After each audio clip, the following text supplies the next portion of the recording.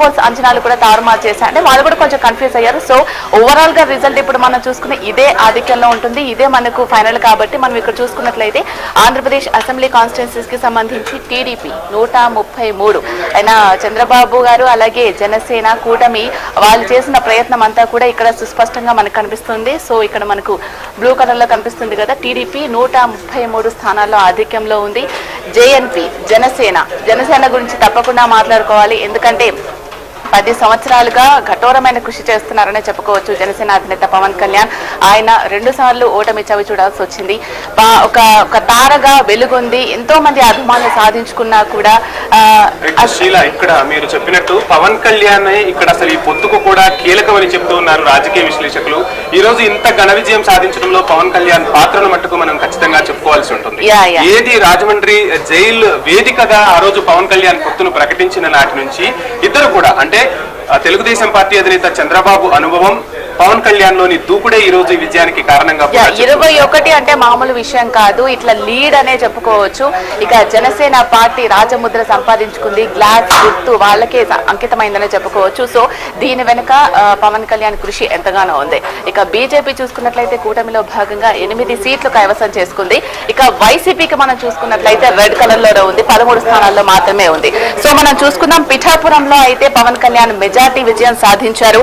హిందూపురంలో Balakrishna hat trick విజయాన్ని సాధించారని చెప్పుకోవచ్చు. ఇక చంద్రబాబు కుప్పంలో 22,139, కొంచెం అటు ఇటుగా చేంజెస్ ఫైనల్ గా వచ్చేంత వరకు కూడా కొంచెం చేంజెస్ జరుగుతూ ఉంటాయి. ఇక పూతలపట్టు మురళీమోహన్ టీడీపీ అభ్యర్థిగా ఆయన 14,000 మెజార్టీతో ఆయన లీడింగ్ లో ఉన్నారని చెప్పుకోవచ్చు. ఇక మనం తెలంగాణలో కూడా కొన్ని అంశాలు మనం చూసుకున్నట్లయితే కరీంనగర్ లో బండి సంజయ్ గెలుపు సాధించడం జరిగింది. నల్లకొండలో రికార్డు స్థాయిలో విజయము, అలాగే 5 లక్షల మెజార్టీతో రఘువీర్ రెడ్డి కూడా గెలుపు సాధించడం జరిగింది. నిజామాబాద్ లో ఎంపీ అరవింద్, ధర్మపురి అరవింద్ కూడా ఆయన గెలుపు సాధించడం జరిగింది. ఇంకా కౌంటింగ్ జరుగుతూ ఉంది, పూర్తి ఫలితాలు ఇంకా రావాలి. మెయిన్ విషయం మనం గమనిస్తే ఇక్కడ ఎంఐఎం ఏదైతే ఉందో ఈ సీటు కోసం బీజేపీ విశ్వ ప్రయత్నాలు చేసిందనే చెప్పాలి.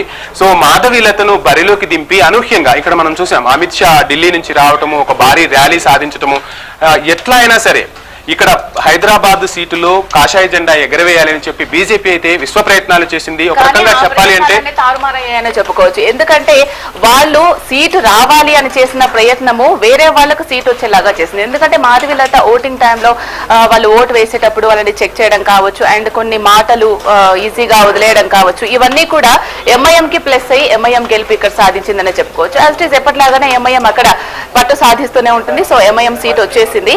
సో ఇప్పుడు మాట్లాడుకోవాల్సింది పర్టికులర్ గా మనం అసలు ఎందుకు టీడీపీ వచ్చింది, ఎందుకు వైసీపీ ఓడిపోయింది అన్న దాని గురించి మాట్లాడుకోవాల్సిన అంశం ఉంది. సో ఖచ్చితంగా శీలా మీరు చెప్పినట్టు ఇక్కడ ఒకసారి మనం ఆంధ్రప్రదేశ్ పార్లమెంట్ కూడా మనం పరిశీలిస్తే టీడీపీ 16 స్థానాల్లో విజయం సాధించబోతోంది, వైఎస్ఆర్సీపీ 4 స్థానాల్లో లీడ్ లో ఉంది, బీజేపీ 3, జనసేన పార్టీ 2. ఇక్కడ మనం బీజేపీ గురించి ముఖ్యంగా మాట్లాడుకోవాల్సి ఉంటుంది. ముఖ్యంగా దక్షిణాదిపై బీజేపీ ఈసారి గురిపెట్టిందనే చెప్పాలి. అంటే వారి దగ్గర పక్కా స్ట్రాటజీస్ అయితే ఉన్నాయి శీలా.